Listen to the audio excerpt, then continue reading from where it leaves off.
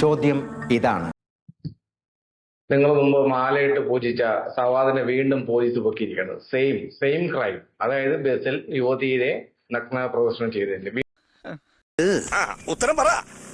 അത് നീ ഇപ്പൊ ചോദിച്ചതേ ഒരു ആദ്യം ഊണ ആൻസറാ. വീണ്ടും പണ്ട് നിങ്ങൾ ഇതേ ഒരു കേസ് സവാദിനെ ന്യായീകരിച്ച് മാലയിട്ട് ലഡു വിതരണം ചെയ്ത് പുള്ളിയെ പൊക്കിക്കൊണ്ട് നടന്ന് തലയ്ക്ക് സുഖമില്ലാണ്ടായ എന്താ ചെയ്യാ? അവന്റെ മാനസിക രോഗവും അതേ പ്രവണത തന്നെ വീണ്ടും അവൻ ഒരു സ്ത്രീയോട് ചെയ്തിരിക്കും. സത്യമാണെങ്കിലും എനിക്ക് അംഗീകരിച്ചു കൊടുക്കാൻ പറ്റുമോ? അതിനെ കുറിച്ച് എന്താണ് പറയാനുള്ളത്? കാര്യം നിങ്ങൾ എല്ലാവരും കൂടെ ആണല്ലോ പ്രോത്സാഹിപ്പിച്ചത്. നിങ്ങളൊന്ന് മെല്ലെ പറയും. 4 പെൺകുട്ടികളായിട്ട് നമ്മുടെ ഉള്ള മാനം കൂടെ കപ്പൽ കയറുന്നു. പരിപാടി അവതരിപ്പിച്ചാലും ഇതാണല്ലോ അവസ്ഥ. എന്റെ സവാദിനെ മാലയിട്ട് പൂജിക്കാനൊന്നും നമ്മൾ പോയില്ല. മാലയിട്ട് സ്വീകരിച്ചതിന്റെ കാരണം എന്താണെന്ന് പറഞ്ഞാൽ അദ്ദേഹത്തിന്റെ ഭാഗത്ത് ന്യായമുണ്ടെന്ന് മനസ്സിലാക്കിയത് കൊണ്ടാണ്. നീ ശരിക്കും മണ്ടനാണോ അതോ മണ്ടനെ പോലെ അഭിനയിക്കാണോ? ശരിക്കും ഇപ്പോഴത്തെ കേസും ആരോപിതനാണ് അദ്ദേഹം ഒരു പ്രതിയല്ല. അതാദ്യം മനസ്സിലാക്കണം. ഞാൻ അന്വേഷിച്ച് നടക്കായിരുന്നു. നാനുണ്ടോടാ നിനക്ക്?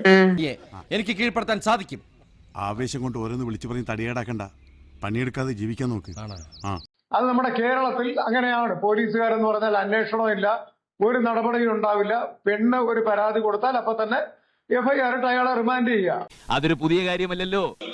നമ്മളെയാണല്ലോ മച്ചമ്പി. തെറ്റ് ചെയ്തിട്ടുണ്ടെങ്കിൽ ശിക്ഷിക്കപ്പെടണം. അത് നിരപരാധിയായിട്ടുള്ള ഒരു പെൺകുട്ടിയാണ്.